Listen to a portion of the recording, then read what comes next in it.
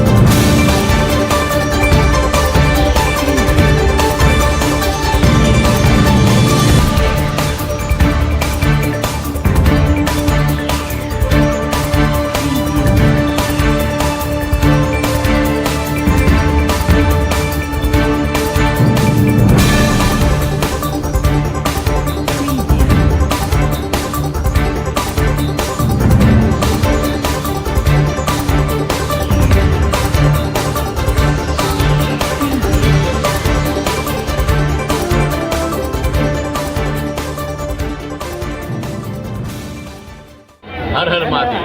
श्री समस्त ब्रह्म समाज द्वारा आज रोज भगवान परशुराम ने शोभा यात्रा खीमनाथ महादेव मंदिर से निकली गांधीना पुतळा त्यारबाद बगीचा चौक त्यारथी परशुराम चौक थी जई त्या आरतीना स्वरूपमां फेरवा जती होय छे।